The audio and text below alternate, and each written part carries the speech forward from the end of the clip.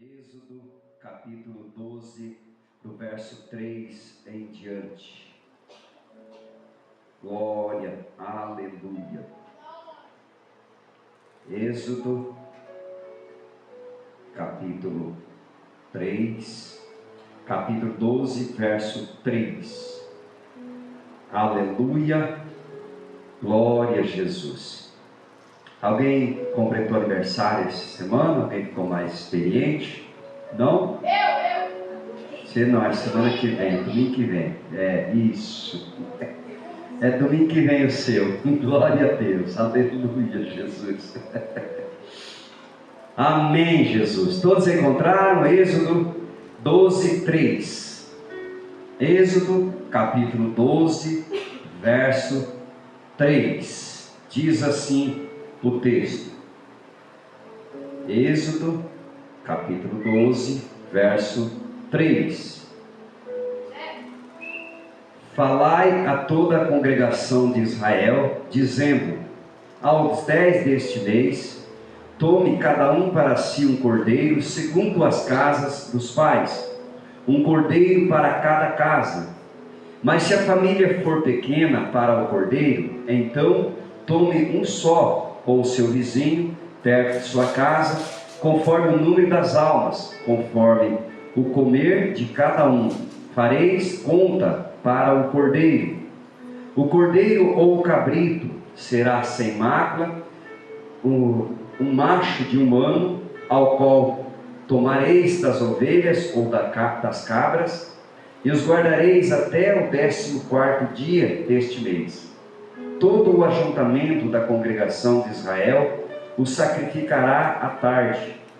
Tomarão do sangue e porão em ambas as ombreiras na verga da porta, nas casas em que comerem, e naquela noite comerão a carne assada no fogo, com pães asmos e com ervas amargas comerão. Não comereis dele nada cru e nem cozido em água, senão assado ao fogo, a cabeça, os pés, as fressuras, e nada dele deixareis até pela manhã, mas o que dele ficar até pela manhã, queimareis no fogo. Verso 12. E eu passarei pela terra do Egito esta noite, e ferirei todo o primogênito na terra do Egito, desde o homem até os animais, e sobre todos os deuses do Egito farei juízos. Eu sou o Senhor.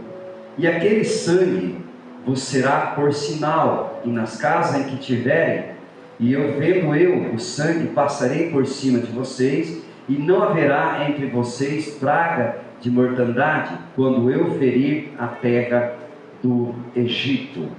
Verso 22. Então tomai um molho de isopo, e molhai-o no sangue que estiver na bacia, e lançai na verga da porta, em ambas as ombreiras, do sangue que estiver na bacia. Porém nenhum de vocês saia da porta da sua casa até pela manhã, porque o Senhor passará para ferir aos egípcios. Porém, quando vir o sangue na verga das portas, em ambas as ombreiras, o Senhor passará por cima daquela porta, e não deixará o destruidor entrar em vossas casas. Amém? Pode se sentar. Glória a Deus. Aleluia, Jesus. Obrigado, Deus, por mais esse momento. Um momento, Pai, tão maravilhoso que o Senhor nos proporciona nessa noite, para estudarmos a Sua palavra, para entendermos qual é o propósito, qual é a intenção do coração de cada um em relação àquilo que o Senhor tem. Nessa noite, é noite que o Senhor trouxe para que nós pudéssemos aqui estarmos para rezarmos a ceia, e o Senhor traz, Pai, simbolizando Jesus, um cordeiro, um cabrito. Mas o que é mais interessante, Pai, é que é o sangue é que faz toda a diferença.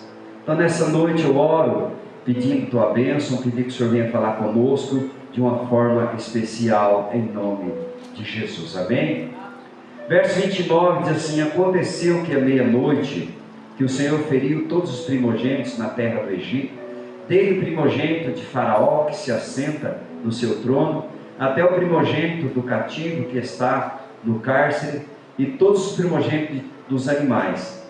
E Faraó levantou-se de noite, e ele e todos os seus servos, e todos os egípcios, e havendo grande clamor na terra do Egito, porque não havia casa que não houvesse um morto. Aqui fala quando Deus falou que ele ia passar na terra, que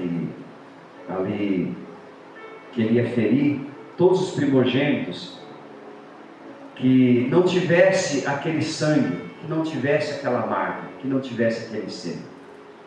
Então isso aqui simboliza para nós que é aquilo que eu sempre bato nessa tecla. Eu vou para o céu. Eu vou para o céu.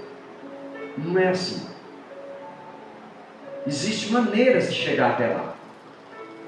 Tem alguns caminhos que eu vou ter que tomar para chegar até lá. Aqui está simbolizando de um cordeiro. De um cordeiro que ela pegou lá no meio do pasto, matou ele, comeu a carne, pegou o sangue e passou nas portas. Então aquele espírito que passaria naquele lugar para matar os primogênitos, só respeitava a casa que tivesse aquele sangue. Ele só respeitava aquilo, não respeitava dizendo assim, eu sou forte, vou para o céu. Não ia respeitar isso. Ele ia respeitar o sangue que estava na porta. Então o texto continua dizendo que a meia-noite passou esse espírito destruidor. E as casas que não tinham sangue, os primogênitos foram mortos, até os animais. Olha que interessante, volta um pouquinho no capítulo 11, verso 7. Diz assim, capítulo 11, 7. Mas contra todos os filhos de Israel, nem ainda um cão morrerá, e nem a sua língua, desde os homens até os animais, para que saibas que o Senhor fez diferença entre os egípcios e os israelitas. Então aqui o texto está dizendo assim, que nenhum cachorro morreria da casa que tivesse o sangue na porta. Cachorro, a maioria dos cachorros não mora dentro de casa, né?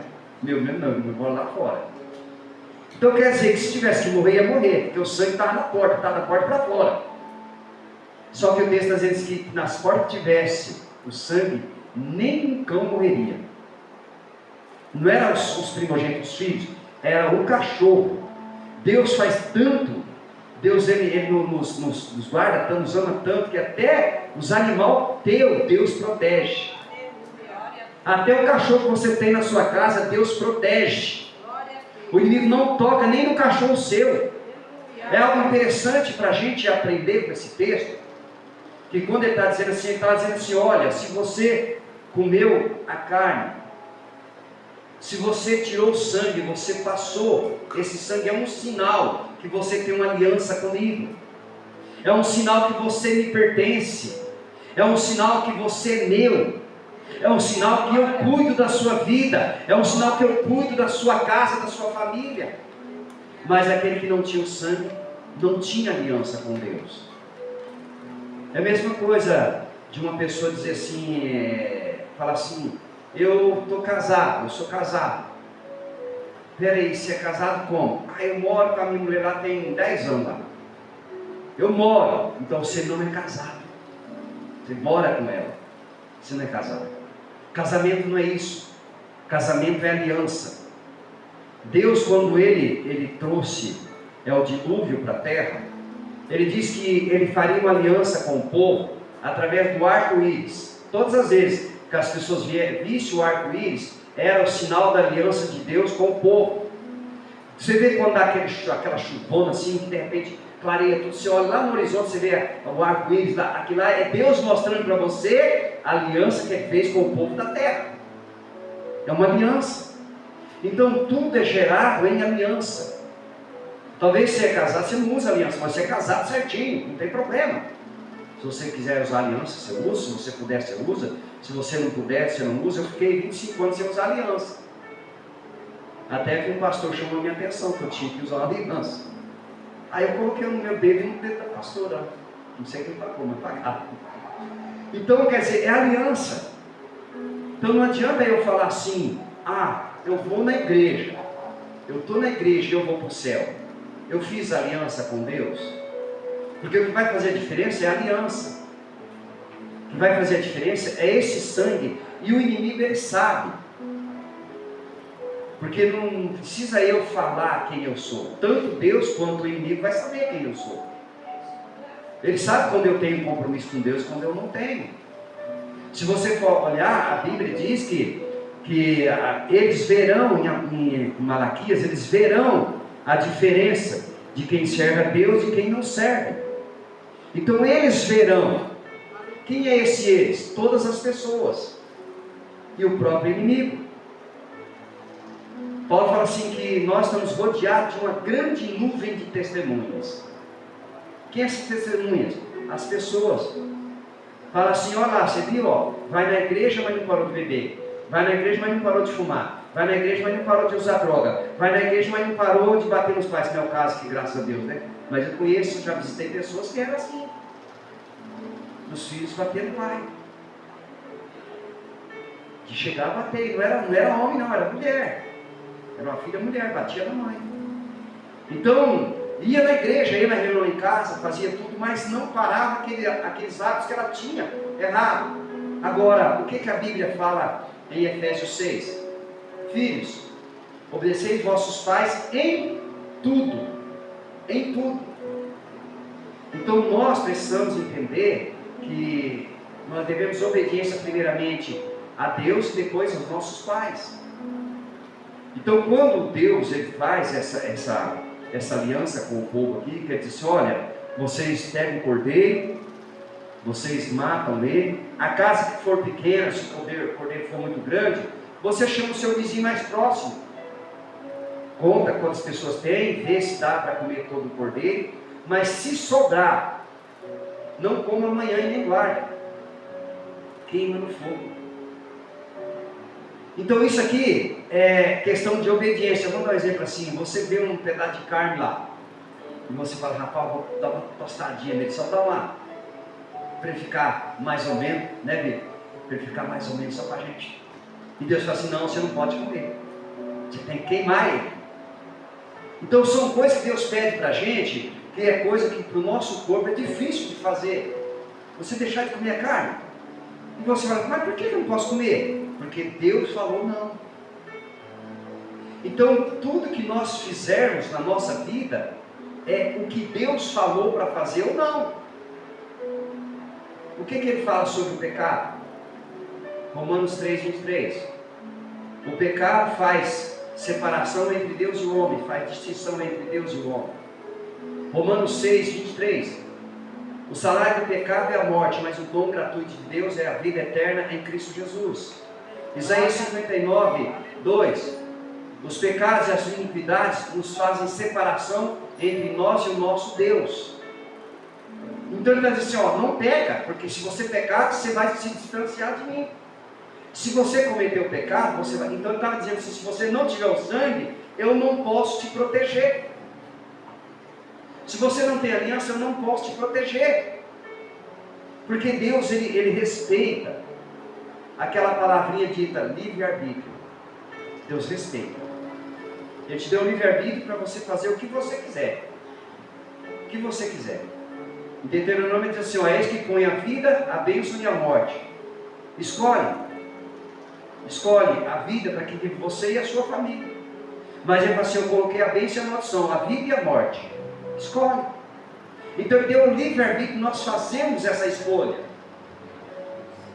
Um exemplo aqui, se alguém aqui falar assim para mim, pastor, o que eu preciso fazer para ser um cristão de verdade? Primeira coisa, aceitar Jesus como seu único e suficiente Salvador. Segundo passo, você vir para a igreja, até você entender o que você precisa fazer. E o terceiro passo é o batismo. Que é onde Marcos diz assim, aquele que crer e for batizado será salvo, aquele que não será condenado. Esse menino aqui nós batizou 3 vezes. Porque como ele era criança, Ele quis batizar junto com os pais, eu batizei. Segunda pessoa que fui batizar, ele quis batizar como eu fui. Terceiro foi. Na quarta vez perguntei para ele, você quer? Ele falou assim, não precisa mais. Não precisa mais, já entendi. Mas eu quero entrar para ajudar. E toda vez que eu vou batizar alguém, ele põe a bequinha dele, entra junto comigo para ajudar a fazer ali o batismo. Mas ele não batiza mais. Porque ele entendeu que agora não precisa mais. Ele entendeu e é uma criança. Então nós precisamos, por isso que a Bíblia fala que nós precisamos nos tornar como uma criança para entrar no reino dos céus. Se você ver o jeito dele, né? A inocência dele. Mas ele veio aqui, fez o trabalho dele todo certinho. Agora ele vai. Mas ele tem um entendimento que quando ele está aqui ele tem que fazer. Então nós também precisamos entender isso aí, tirar um exemplo de Benício como uma criança, e de entender que quando nós vamos fazer as coisas de Deus, nós temos que fazer de verdade, da forma que é correta. Então essas pessoas, ele falou, pega um cordeiro ou um cabrito, mata ele, come a carne, assada, não pode ser cozida, tem que ser assada, come ela. Se você vê que o cordeiro é muito grande, então você chama o teu vizinho mais próximo. Eu quero fazer uma pergunta aqui para mim e para você. Qual é o tamanho do nosso cordeiro? O tamanho do nosso cordeiro não tem limitação, não tem tamanho. Ele é maior que todas as coisas. E nós precisamos chamar as pessoas próximas a nós para vir até esse cordeiro, para chegar até os pés desse cordeiro, para que esse cordeiro possa fazer o que ele tem que fazer. Eu e você, nós precisamos entender que nós não temos mais como voltar para trás. Não tem mais volta. A partir do momento que eu ouvi a palavra do Senhor, eu preciso tomar decisões. Eu preciso. Eu não tenho mais que ficar inventando desculpa, inventando problema. Não vai dar certo, não. Eu preciso, eu vou, agora eu preciso ir. Porque eu ouvi e eu entendi que eu preciso de uma mudança. Né? Eu tiro o exemplo do Benício e do Moisés. Moisés, primeiro culto lá em cima, primeiro culto que nós realizamos na igreja, ele pediu o batismo. Foi lá na frente e falou, eu quero me batizar. E a decisão dele levou mais 6 pessoas junto com ele. Então, na realidade, nós precisamos entender que o cordeiro está ao nosso alcance. Ele está ao nosso alcance. Mas muitas vezes a gente coloca ele tão distante que eu falo assim, não, eu não quero, agora eu não quero. Quem é que não quer um prato de comida? Se você chegar num lugar, estiver lá correndo um churrasquinho lá, alguém pega o espeto, chega até você e fala assim, você fala, ah, não quero não, quero essa carne não. Quem é que fala? Eu duvido alguém falar. Pode ter acabado de jantar, pode ter acabado de almoçar, mas o cheiro daquela carne vai fazer com que a boca enche de água para comer. Então Jesus para nós é isso. Não tem como a gente recusar Ele. Não tem como, eu já fui na igreja ontem e não vou hoje. Não tem como recusar Jesus. Você precisa aceitar Ele. Você precisa entender que Ele é tudo na sua vida, que é Ele que pode mudar toda a história da nossa vida. Jesus não é um Deus qualquer. Jesus não é um Deus daquele povo que estava lá no mar, lá quando o vento chega lá e aquele capitão chega e fala assim, Jonas, é o seguinte, olha, cada um vai clamar para o seu Deus, clama o Senhor e quem sabe Ele nos ajuda. Sabe o que o Deus de Jonas fez? Tirou ele dentro do navio. Falou, sabe que você está estrovando os outros aí, rapaz. Mas além de tirar Jonas, não leva Jonas, joga Jonas lá dentro do rio, o peixe vem, engole ele. Aí ele começa a entender que ele tinha errado em algum ponto da vida dele. Então nós precisamos entender qual é o ponto que nós erramos. Aonde eu preciso mudar. Aonde eu preciso entender. Entendeu? Eu disse, né? Eu chegar em casa hoje, né? Vai lá e cato um saco de 20 quilos, 30 quilos, jogo nas costas e sai andando. Eu vou jogar ele. Mas na hora que eu soltar ele, que eu voltar para casa, que eu deitar, eu não levanto mais. Porque eu sei que a minha coluna não é mais para isso. Então nós sabemos a nossa limitação. E você sabe a sua limitação, você e Deus. Você sabe até onde você pode ir com Deus. Ou também você sabe até onde você pode ir sem Deus. Você pode ir para um lugar que não é muito bom sem Deus. Com Deus você sabe para onde você vai. Agora sem Deus, não é bom não. Porque todos que tentaram fugir como Jonas, quando ele fala assim, Jonas, vai até Nínive, para aquele povo lá. Aquele povo não sabe discernir qual é a mão direita e qual é a esquerda. Eles não sabem nada lá, então vai lá e prega para eles. Eu preciso que a minha palavra, o evangelho, chegue até eles. Eu preciso que eles recebam o cordeiro. O que Jonas faz? Entra no navio, esconde lá no porão lá, fica escondido, achando que Deus não ia ver, né? Achando que Deus não sabia o que estava fazendo. Aí vem aquela grande tempestade. E um joga a culpa no outro, o que está acontecendo, quem que é culpado, quem que não é, quem que não é, quem que não é. Aí fizeram uma coisa, para você ver como que Jonas era azarado. Fizeram um joguinho, falaram, vamos fazer o seguinte, ó, quem pegar o palitinho menor é o culpado. Colocaram lá uns 5 palitinhos, cada um pegou, e Jonas pegou o menor. Até nisso Jonas levou desvantagem. Porque Deus não ia deixar ele fazer tudo aquilo que está fazendo com o nome do Senhor, levando o nome do Senhor para a lama, para deixar ele sair de boa, não. Até naquela brincadeira ali, Deus fez com que Jonas pegasse o pedacinho menor. Aí falou assim, então peraí, então Jonas é o culpado? Joga ele no mar. Joga ele no mar. E quando joga Jonas no mar, a tempestade acalmou. A tempestade cessou, a ventania foi embora. Você quer que o vento vá embora da sua vida? Você quer que a tempestade passe? Busque Deus de verdade. Busque Deus da forma que Ele quer que você busque. Não de qualquer jeito, mas busca do jeito certo. Agora eu vou me comprometer a fazer as coisas de Deus de verdade. Agora eu vou fazer certinho. É a mesma coisa de uma pessoa, de uma criança quando vai para a escola. Ele começa a pular o muro, matar a aula, começa a vir bilhetinho, vai escondendo, até que chega uma hora que ele não esconde mais. A professora, a diretora fala assim, ó, o Zezinho lá, ó, não está vindo na aula não. Aí o pai e a mãe chamam e falam assim, mas como? Cadê os bilhetes, cara? Então Jesus é dessa forma. Não tem como a gente esconder por muito tempo. Não tem como a gente jogar a sujeira para debaixo do tapete a vida inteira. Uma hora vai vir a sujeira, vai vir a tona. Uma hora alguém vai ter uma rinite mais difícil lá dentro, vai começar. Aí vai caçar, está debaixo do tapete. Mas, olha o que aconteceu aqui.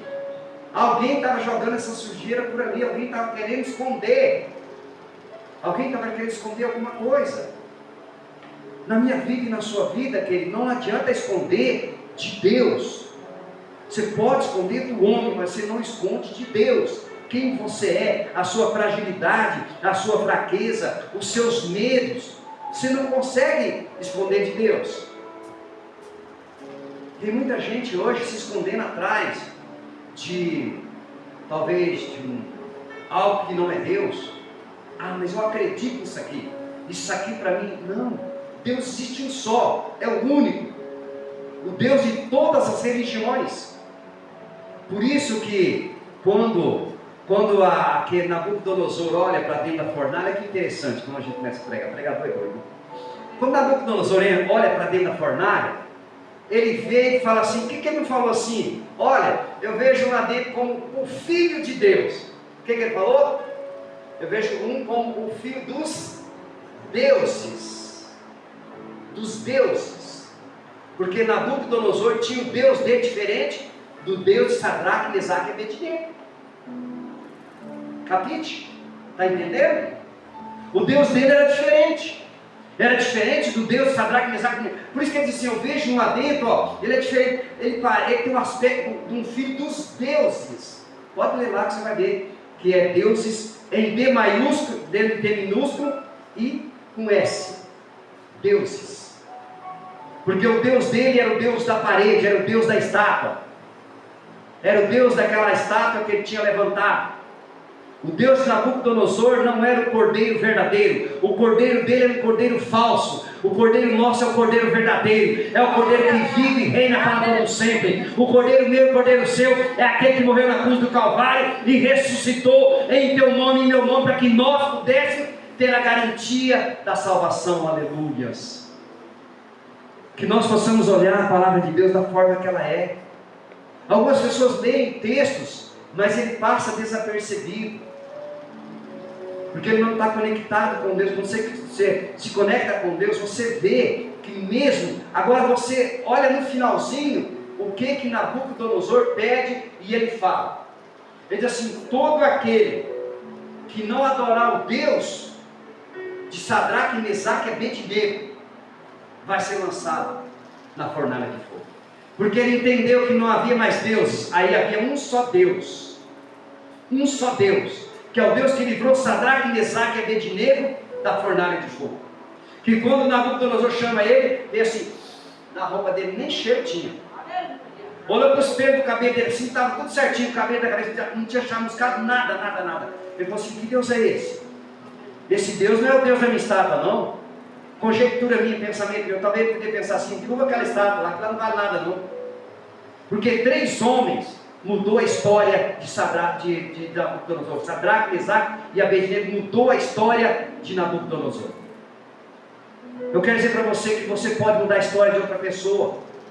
Você pode mudar a história daquela pessoa que está do teu lado sofrendo, que está lá padecendo, e você pode mudar a história dela, que você chega e diz: o meu Deus pode mudar essa situação, o meu Deus pode transformar isso daí, aleluia, oh, glória. Como nós dissemos com Mateus, né, Deus vai tirar dali. Só que talvez uma pessoa que não tem entender vai dizer: é assim mesmo. Não é. Deus não quer o sofrimento de ninguém.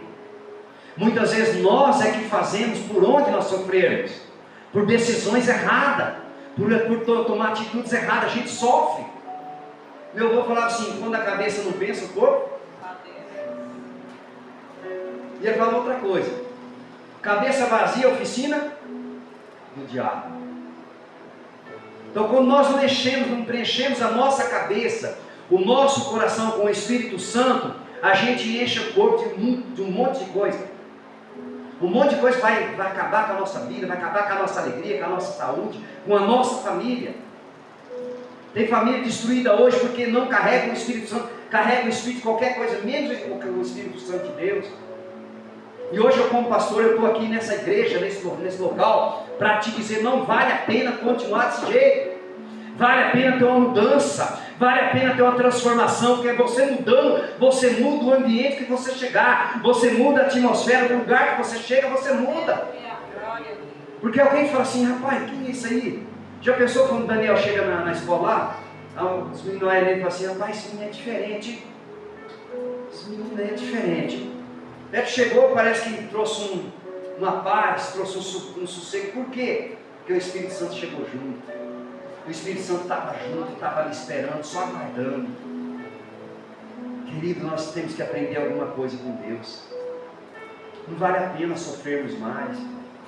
Não vale a pena ficar aí batendo cabeça. Não vale a pena ficar aí brigando com pessoas por causa do A, do B e do C. Cada um tem a sua escolha. Eu falei, tem uma pessoa que eu falei para ela: não falo para você, você não quer, eu não falo. A escolha é sua. A escolha é sua. Você diz que você está certo. Quem sou eu para dizer que você está errado? Agora, o meu Deus está dizendo que aqui está certo. Se aqui está certo, então você está errado. Então você olha para isso aqui, porque você tem a tua. Se não for certo, você não está. Mas mesmo assim ele não conseguiu. Mesmo assim ele disse para mim: não, você fica do seu jeito, eu fico do meu. Eu falei: glória a Deus, aleluia, eu vou ficar do meu jeito. Vou continuar pregando, vou continuar fazendo, vou continuar mostrando para as pessoas que o Cordeiro está à disposição de qualquer um. De qualquer um. Mesmo aquele que talvez não tinha. Deus falou assim: chama o vizinho mais próximo seu, mas que ele não fique sem o Cordeiro. Que ele tenha participação na carne e no sangue do Cordeiro. Porque se ele estiver dentro da sua casa, ali ele está protegido por causa do sangue. Mesmo que ele ainda não está do jeito que eu quero, mas se ele estiver lá dentro, preste atenção nisso aqui que Deus falou para mim hoje. Se você estiver aqui dentro, mesmo que a sua vida ainda não esteja da forma que está, você está protegido. Você está seguro, você está guardado. Porque o sangue está nas vergas da porta.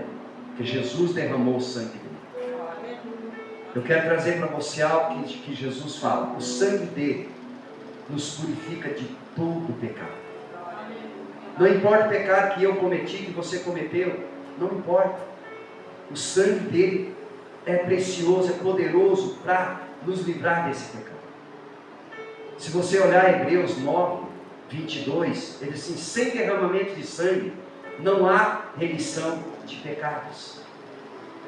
E ele começa dizendo no capítulo 9 que ali o povo levava sangue de bezerro, de bode, para levar, para aspergir ali o altar de ano em ano. E Jesus veio uma vez só, ele se ofereceu uma vez só, e o sangue dele é suficiente para nos tirar todo o pecado que nós cometemos. Todo o pecado.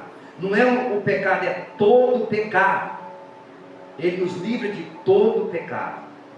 Então, se você entender nessa noite que Deus, que Jesus é o cordeiro da sua casa, que Jesus é o cordeiro da sua vida, e que alguém precisa estar junto com você para participar desse cordeiro, para ter participação nesse cordeiro que você carrega, nesse cordeiro que você tem dentro da sua casa, que é Jesus. Jesus, quando ele veio para nos salvar, ele não foi tudo facinho para ele. Jesus, quando ele veio para nos salvar, ele morreu no meu lugar e no seu lugar. Ele morreu no nosso lugar, para levar os nossos pecados.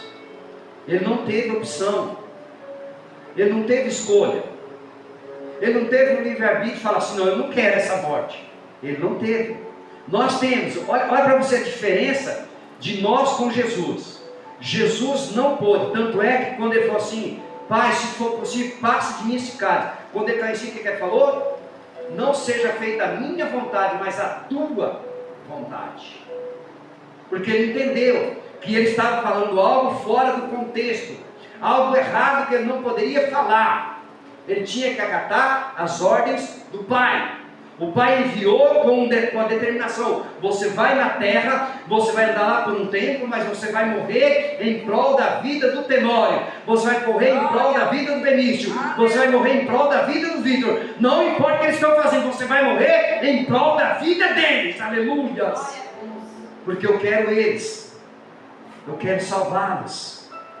Por isso que Lucas 19, 10 diz assim: o Filho do Homem veio para buscar e salvar os que se haviam perdido. Ele veio buscar e salvar. E muitas pessoas invertem esse texto. Jesus vai te dar uma mansão hoje, Jesus vai te dar um apartamento hoje. Não, isso é mentira. Isso é mentira de pessoas que querem te prender naquilo que ele está mentindo para você der o que ele quer para ele. Jesus veio buscar e salvar. Ele cura, cura. Ele liberta, liberta. Ele restaura, restaura. Mas ele salva. Ele salva. Jesus é salvação. Jesus é o caminho, a verdade e a vida. Ninguém vai ao Pai senão por Ele. Ele é mediador da nova e eterna aliança, no seu sangue que foi derramado na cruz do Calvário. Eu e você, nós precisamos aprender algo de extraordinário nessa noite. Se Deus está agindo a meu favor, preste atenção aqui. Aí você fala assim: pastor Tenório prega umas mentiras lá. Pastor Tenório é Deus. Se Deus é por mim, quem será contra mim? Não vou estar livre de morrer num acidente de carro. Não vou estar livre de morrer de uma doença. Eu estou salvo. Eu estou salvo. Eu vou para o céu, se eu continuar da forma que eu vou. Mateus 10, 22. Aquele que permanecer até o fim será salvo. O pastor Tenório nunca vai pregar uma heresia aqui dentro da igreja. Dizer assim: aceita Jesus, você não vai ter mais doença. Aceita Jesus, você não vai. Não, vai.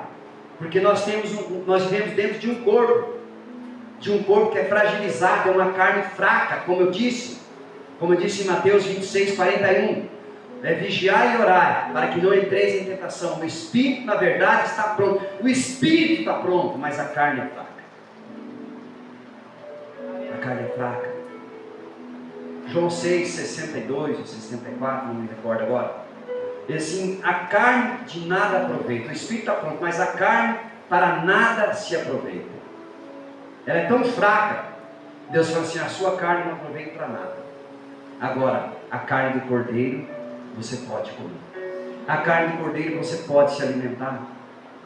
Então, nessa noite, essa mensagem que o Senhor coloca no nosso coração, é algo para mim e para você entender, que quando João olha e vê Jesus vindo ali no capítulo de Evangelho de João 1, 29, ele diz assim, eis aí o cordeiro que tira o pecado do mundo. Ele está dizendo assim, ó, lá vem o cordeiro de Deus que tira o pecado do mundo. Era Jesus que vinha vindo. E João olha e ele fala assim, olha, ele pode tirar o pecado do mundo. Ele pode mudar a sua história. Ele pode ir lá na casa do Mateus agora e tocar nos artérios, nos tendões, na carne, nos ossos, na coluna. Ele pode, porque ele tem poder para isso. Ele pode fazer qualquer coisa. Independente de nós queremos, ele pode fazer qualquer coisa. Tanto é que ele pode me deixar entrar num buraco se eu quiser. Porque Jesus não vai impedir eu de fazer uma coisa errada. Quem tem que impedir eu de fazer uma coisa errada é a minha obediência por Deus. É a minha obediência a Deus. Se fosse assim, era tão fácil, né? Se fosse assim, era tão fácil. Eu vi uma frase hoje de uma pessoa que disse assim, você acha que todo mundo que faz mal, todo mundo é mal? Eu falei assim, não. Se fosse assim, era fácil. Só os mal faziam mal, era fácil assim. Mas os bons também fazem mal. Porque o mal está dentro de cada um. Por isso que Mateus 15 fala que do nosso coração procede as intenções de homicídio, de qualquer coisa que você pensar. E ele fala assim, não é o que entra na nossa boca que contamina o homem, é o que sai da nossa boca que contamina. Então essa frase ela faz muito efeito. Se fosse só os nossos, se você soubesse que uma pessoa era mal, você não aproximava dela, mas se aproxima de pessoas que se mostram boas e ela faz o mal depois. Por isso que Paulo diz assim, o mal que eu não quero fazer, o bem que eu quero fazer eu não faço, mas o mal que eu não quero, esse eu faço. Ele está dizendo assim, eu quero fazer o bem e acaba fazendo mal. Se a gente for olhar aqui e jogar para filhos e pais, se eu olhar para trás, quantas vezes eu, me dizendo bom, eu desagradei o meu pai, ou a minha mãe, ou vice-versa? Quantas vezes? Eu tive uma família do lado da minha tia, que eram pessoas muito bravas, então assim, qualquer coisa estourava. E teve brigas de ter que apartar, e uma dessas brigas, dos filhos, brigando com o irmão, rachou a cabeça da mãe. Deu uma balaustada no irmão, o irmão abaixou, pegou na cabeça da mãe, rachou, a mãe caiu lá, tiveram que correr, levar para o hospital. Então ele estava pensando que ele queria o bem da mãe, não era? Mas por ele ser mal, porque ter raiva do irmão, ele acabou atingindo a mãe. Você está entendendo? Como que é tão difícil o ser humano? Tem pessoas que moram do meu lado que eu apartei briga do filho em cima do pai batendo no pai. Quando o filho era pequeno, o pai batia. E quando o pai ficou velho, o filho bateu no pai. Eu sempre falo, as coisas mudam. Porque a probabilidade das coisas é eu ficar velho e Benício ficar forte. Talvez hoje eu possa até pegar ele pela orelha, mas talvez daqui a um dia eu não consiga pegar mais. Então nós precisamos entender que tem coisas que vai mudando. E eu preciso me adaptar com aquilo que vai mudando. Com aquilo que vai trazer mudança para a minha vida. E hoje a mudança é o Cordeiro. Hoje a mudança é você ter uma vida com Cristo, é você ter uma vida com Jesus. É você entender que agora não tem mais como você dar um passo para trás, não tem como você fazer como a mulher de olhar para trás, não tem mais, acabou. Agora é olhar para frente, olhar para o alvo, olhar para Jesus, que é o autor e consumador de todas as coisas. Nessa noite, eu deixo para mim e para você uma reflexão. Se o Cordeiro não estivesse diante dos nossos olhos, nós não conseguiríamos pegar. Outra coisa que me vem à cabeça aqui, quando Rebeca fala para Jacó: Jacó, seu irmão saiu, né? E foi lá no meio do pasto lá pegar uma caça do pai dele. Ele vai demorar. Ó, o curral é bem ali, ó, lá, tá lá, ó. Pega dois cabritinhos daquele lá, traz para mim que eu faço a comida para ele. Aí você leva e nisso aí você toma a bênção e fica por cima da carne seca. Os cabritos, os cordeirinhos estavam diante dos olhos dela. Se Esaú tivesse pensado: peraí, meu pai Isaac não enxerga mais, né? Eu vou sair, dou um rolezinho ali, dou uma voltinha lá de meia hora, cato 2 cabritos ali, arranco o pescoço dele, limpo ele, faço a comida e trago, e vou ser abençoado. Foi o que a mãe de Jacó fez. Mas Esaú não, Esaú foi para o meio do mato caçar. E quando Jacó chega com a comida, vocês lembram o que Isaac falou para ele? Como que você encontrou tão rápido? O que Jacó respondeu? O Senhor mandou eles ao meu encontro. Foi o Senhor ou foi a mãe dele? Você está vendo? Você está vendo como que tem coisas que dentro da palavra de Deus a gente vai enxergando que foi a mãe que mandou pegar os cabritos, não foi o Senhor. Só que o pai dele falou assim: não, pai, eu saí para caçar, mas o Senhor me mandou ele ao meu encontro. Eu abati, tirei o couro, cozinhei a comida, está aqui. Come e me abençoe e pronto.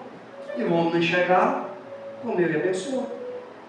Quando Esaú chega da caça cansado lá, com a língua de fora, com a caça, com a comida: pai, está aqui a comida. Ele falou assim: peraí, mas quem é você? Ele falou assim: eu sou Esaú, teu filho primogênito. Ele falou assim: peraí, mas quem foi que trouxe a caça aqui para mim primeiro? Aí Esaú falou assim: só tem um, Jacó. Aí ele falou assim: e agora? O senhor só tem uma bênção? O senhor vai me abençoar? Aí ele falou assim: Esaú, eu abençoei uma vez, abençoado está. Ele vai ser abençoado e ele vai ser Senhor de vocês. Você vai ficar no orvalho, ele não. Ele vai comer do melhor da terra, ele vai ter tudo. Sabe o que eu estou trazendo esse texto? Que não importa o que você fez no passado de errado. Não importa. O importante é quando Deus te encontrou, quando você se encontrou com Deus e Ele mudou a sua história. E ninguém vai poder apontar o dedo e falar assim: o Tenório era um cachaceiro, o Tenório era isso, o Tenório era. Eu sou nova criatura, eu sou nova criatura em Cristo. As coisas dela passou, está tudo para trás, agora é tudo novo, tudo para frente. Então nessa noite, o Cordeiro simboliza Jesus. O Cordeiro simboliza Deus. Por isso que João diz: eis aí o Cordeiro de Deus que tira o pecado do mundo. E alguém vai olhar para você e vai dizer, como dizia para Eliseu: aí vai um santo homem de Deus, aí vai uma santa mulher de Deus. E ela olha para o marido e fala assim: vamos fazer um quartinho para Eliseu lá em cima, lá em cima lá que ele está construindo lá agora, fazer bem lá em cima, bem na copa lá em cima. Vai lá em cima, para ficar em evidência. Sabe o que aquela mulher estava querendo fazer? Ela queria honrar Eliseu. Ela queria que Eliseu ficasse em evidência. Eliseu ficasse na parte mais alta. Talvez mais protegido. Talvez ele olhava, via aquilo lá e falava assim: mas quem mora naquele apartamento lá? É Eliseu. Quem mora lá embaixo? É ele, meu marido. E por isso, aquele casal de velhos tiveram um filho. Pela decisão que eles tomou de abençoar a vida de Eliseu, Deus, através de Eliseu, Deus fala assim: fala para ela, Jéssica, que vai, daqui um ano ela vai segurar uma criança no braço. E ela falou assim: não mintas para tua serva. Não conta mentira para mim não, porque ela sabia a idade que ela tinha. E ela acabou carregando o filho.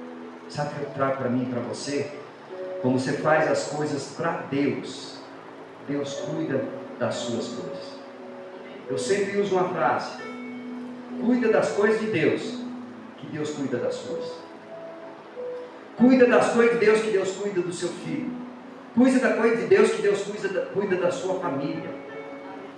Buscai, pois, em primeiro lugar o reino de Deus e a sua justiça, e as demais coisas Ele nos acrescentará. Mateus 6:33. Buscar em primeiro lugar o reino de Deus. Não importa que alguém fale assim, mas vou na igreja, ou já não vou não, né? Nem algumas pessoas falam, hoje não vai dar tempo de ir na igreja, hoje não vai dar certo, hoje... As pessoas começam a colocar obstáculo. Venha, deixa Deus fazer. Dá glória a Deus. Porque nós precisamos entender, eu preciso de buscar a Deus. É a mesma coisa assim, por exemplo, minha filha está indo trabalhar em Maringá. Tem dia ali que ela pega uma circular no horário, tem dia que ela pega no outro, porque sai 5 minutos diferente. Dali da Vila Rural até chegar lá em cima, aquela que ela ia pegar, 5 minutos atrasada, ela já foi. Ela não pega mais, vai ter que pegar a outra. E nós com Deus é a mesma coisa. Eu não peguei o começo, eu pego o meio. Peguei o meio, eu pego o fim. Eu tinha uma pessoa, não lembro onde era, se foi na vida que eu fui pregar. Ele falou assim, pastor, eu não consegui chegar no culto, eu cheguei para a oração. O senhor ora por mim? Eu falei, ora. Opa, vem cá, vamos orar. Então nós precisamos entender que o Cordeiro nos apresenta a todo momento, a todo instante para cada um de nós. O Cordeiro está se apresentando aqui hoje para mim, para você. Mas ele pode se apresentar amanhã para aquele amigo que você colocou o nome dele. Ele pode se apresentar para aquele familiar seu que você colocou o nome dele em oração. E o Cordeiro pode se apresentar para ele. Porque o Cordeiro está pronto a te receber de braços abertos. Como João, eis o Cordeiro de Deus que tira o pecado do mundo. Amém? Glória a Deus. Aleluia. Abra sua Bíblia no livro de 1 Coríntios 11. 1 Coríntios 11, 23. Glória a Deus. Aleluia, Jesus. Eu fico muito feliz de ver você aqui hoje, de saber que você está aqui conosco, para a glória de Deus. Cada um teve algumas pessoas, alguns que não pôde vir hoje, mas o Senhor sabe, né, o porquê de cada um. Tem coisa que não depende da gente, tem coisa que não depende da gente, não depende do momento, da hora, do que está vivendo, do que está passando. Glória a Deus. Todos encontraram? 1 Coríntios 11, 23 diz assim: porque eu recebi do Senhor o que também vos ensinei, que o Senhor Jesus, na noite que foi traído, tomou o pão, tendo dado graças, o partiu e disse: tomai e comei, isto é meu corpo que é dado por vós, fazei isto em memória de mim. Por semelhante modo, depois de haver ceado, tomou também o cálice, dizendo: este cálice é a nova aliança no meu sangue, fazei isto todas as vezes que beberdes em memória de mim. Porque todas as vezes que comerdes este pão e beberdes esse cálice, anunciai a morte do Senhor até que ele venha. Portanto, qualquer que comer este pão ou beber o cálice do Senhor indignamente, será culpado do corpo e do sangue do Senhor. Examine-se, pois, o homem a si mesmo, e assim coma deste pão e beba deste cálice. Amém? Pode se sentar um pouquinho. Você vê que Jesus está dizendo assim que ele fez essa ceia na noite em que ele foi traído, na noite em que ele teve uma traição, ele recebeu uma traição, e ele ali não se preocupou com a traição, ele se preocupou em abençoar o pão e o cálice que ele ia servir. Ele teve a preocupação em abençoar a comida que ia ser colocada ali, que era o pão e o suco, simbolizando ali a carne e o sangue dele. João 6, do 53 em diante, diz assim: aquele que não come da minha carne e não bebe do meu sangue, não tem parte comigo. Aquele que não come da minha carne, não bebe do meu sangue, não tem a vida eterna. Então ele está dizendo comer. Nós começamos que ali ele traz o cordeiro para que aquela família comesse aquela carne.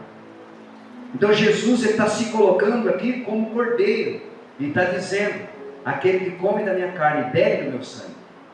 Examine-se, pois, o homem a si mesmo, para não comer indignamente, para não ser culpado. Por isso que Paulo fala em 1 Coríntios 10, 25, quando você for no mercado comprar alguma coisa, não pergunte a procedência de onde vem, por motivo de consciência. Quando você for no açougue comprar alguma coisa, não pergunte por motivo de consciência. Então, se você pegou uma coisa, você comeu, não pergunta de onde vem, né? Eu uma vez fui comer uma carne e a pessoa falou a carne que era e eu joguei fora. Eu cuspi ela fora, não consegui comer. Se eu não tivesse perguntado, eu tinha comido.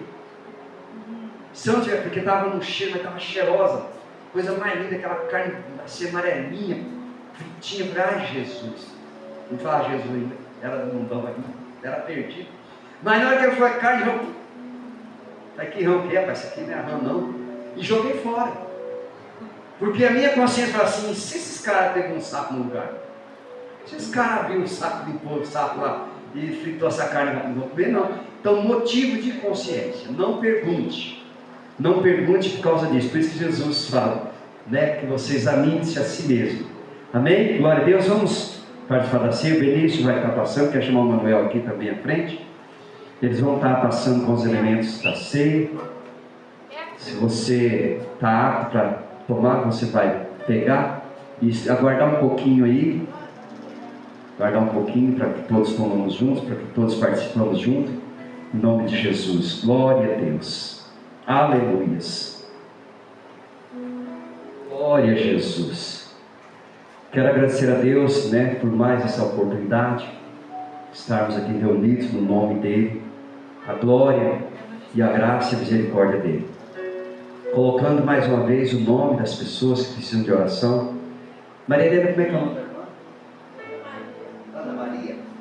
Colocar o nome da Ana Maria, né, a dona Lenita, né? Dona Lenita, em nome de Jesus, a dona Alzira, a dona Rosalina, a dona Maria, Daniel, Marcos, Benício, o Arthur, que o Senhor abençoe, o Mateus também agora, que o Senhor venha abençoar de uma forma especial. Se você lembrar, amanhã ou depois, de orar pelo Mateus, ore pelo Mateus, coloque o nome dele em oração, não esqueça de orar por ele, ele precisa que o Senhor venha abençoar a vida dele, que o Senhor entre com providência na vida dele, em nome de Jesus, amém? Não só do Mateus, né, mas o meu nome, o nome do Benício, o nome de você lembrar, você pode estar orando em nome de Jesus. Glória a Deus. Todos que vão participar receberam os alimentos da ceia? Todos que vão participar pegou? Amém? Glória a Deus. Aleluia. Segure o seu pão aí na mão, você que vai participar. Você que não vai participar, coloca a mão no seu coração. Verso 23, porque eu recebi do Senhor o que também vos ensinei, que o Senhor Jesus, na noite que foi traído, tomou o pão, tendo dado graças, o partiu e disse, comei isto, que é o meu corpo que é dado por vós, fazei isto em memória de mim. Comamos todos juntos.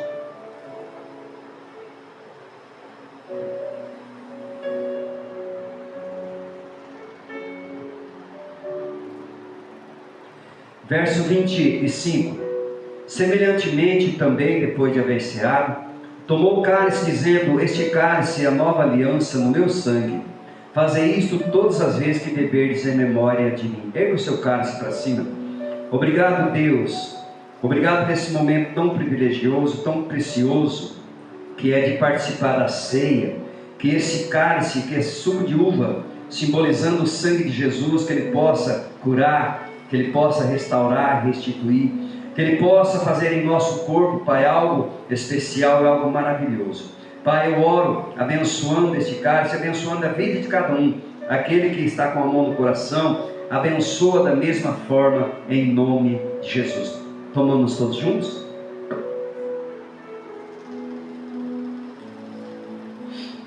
Glória a Deus. Estenda suas mãos para cá, eu vou encerrar o culto, mas eu queria que o Daniel e o Devanir fizessem um louvor, se der, um louvor ou dois. Mas depois da oração, se você quiser, está despedido, tá bom? Mas se você quiser ficar para adorar junto conosco, fica, em nome de Jesus, tá bom? Mas se você falar, pastor, já estou abençoado, glória a Deus, estou indo, por isso que eu quero fazer a oração final, para que você saia daqui abençoado em nome de Jesus, amém? Tenda as suas mãos para cá, você que pode. Obrigado, Deus, por mais esse momento, por mais esse culto abençoado, ó Deus querido. Abençoa-nos, ó Pai, de uma forma especial, de uma forma maravilhosa.